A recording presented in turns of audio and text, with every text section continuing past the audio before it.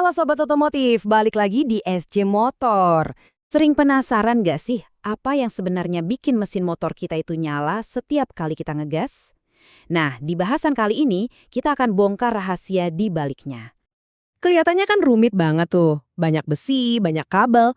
Tapi, gimana kalau saya bilang intinya cuma butuh 3 hal aja buat hidup? Yap, cuma 3. Dan tanpa trio ajaib ini, motor kita ya cuma jadi pajangan doang di garasi. Yuk kita bedah satu persatu biar paham gimana ceritanya tenaga itu bisa muncul. Oke, kita mulai dari fondasinya dulu ya. Meskipun mesin motor itu kelihatannya kompleks, pada dasarnya semua mesin bensin, mau itu motor metik kecil sampai moge sekalipun, ya bergantung sama 3 hal yang sama ini. Nah, ini dia nih resep rahasianya. Ada 3 bahan utama. Yang pertama, campuran bahan bakar dan udara yang pas. Kedua, kompresi yang kuat. Dan ketiga, percikan api di waktu yang sempurna. Anggap aja ini resep masak deh. Kalau salah satu bahannya kurang atau takarannya nggak pas, ya mesinnya nggak bakal hidup. Atau kalaupun hidup, tenaganya pasti loyo. Jadi ngomongin soal kompresi yang kuat, gimana cara mesin menciptakannya? Jawabannya ada di sebuah siklus atau kita sebut saja tarian mekanis yang diulang terus-menerus, ribuan kali setiap menit. Ini dia ritmenya, siklus 4 langkah yang jadi jantungnya mesin. Pertama, langkah hisap, dia nyedot campuran udara sama bensin. Kedua, kompresi, campuran tadi dipadatkan sekuat-kuatnya. Ketiga, nah ini dia puncaknya, langkah tenaga, boom, ledakan terjadi. Dan terakhir, langkah buang, sisa-sisa pembakarannya dikeluarin buat mulai siklus baru lagi. Tarian inilah yang nyiapin kondisi sempurna buat ngasilin tenaga. Dan kenalan dulu sama aktor utamanya, piston. Bayangin aja, piston ini kayak jantung yang lagi memompa. Dia menerima dorongan super kuat dari ledakan, terus gerak naik turun di dalam silinder. Nah, gerakan inilah yang jadi awal mula dari semua tenaga yang kita rasain pas ngegas. Kalau piston itu aktornya, ya blok silinder ini panggungnya. Dan ini bukan sembarang rumah loh. Dindingnya itu harus presisi banget dan kuatnya luar biasa buat menahan panas dan tekanan dari ribuan ledakan setiap menitnya. Jadi, poin kuncinya ada di sini. Gimana ceritanya gerakan naik turun piston bisa muterin roda? Nah, ini dia jawabannya. Poros engkol atau crankshaft. Ini komponen yang jenius banget. Dia yang mengubah dorongan lurus dari piston jadi gerakan memutar.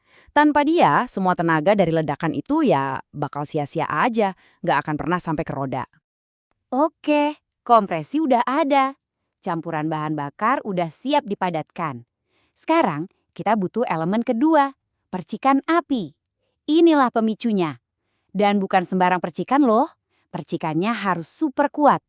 Nah, coba lihat angka ini deh. Lebih dari 10.000 volt. Gila kan? Itu tegangan yang dibutuhin busi buat nyiptain percikan api yang cukup kuat untuk membakar campuran yang udah padat banget di dalam ruang bakar. Dulu, motor-motor lama akanya platina. Itu sistem mekanis yang gampang aus, jadi mesti sering di-setel. Nah, motor zaman sekarang udah canggih. Pakainya CDI, alias Capacitor Discharge Ignition. Ini sistem elektronik, jadi jauh lebih andal, lebih pinter, dan bisa ngasih percikan api yang kuat dan pas banget timingnya setiap saat. Nggak perlu pusing-pusing nyetel lagi. Di gambar ini kita bisa lihat alurnya. Gampangnya gini, ada sensor yang ngasih tahu posisi mesin ke otak pengapian, yaitu si CDI tadi.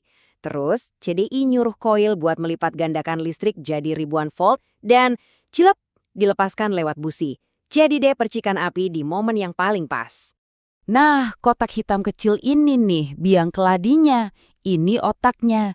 Dia yang mengolah sinyal dan mengatur waktu pengapian dengan presisi yang luar biasa. Bener-bener sepersekian detik untuk pembakaran yang paling efisien. Oke, sekarang kita masuk ke elemen terakhir dari trio ajaib kita. Amunisinya, bahan bakarnya. Tapi ingat ya, bukan cuma bensin doang, melainkan campuran yang presisi antara bensin dan udara.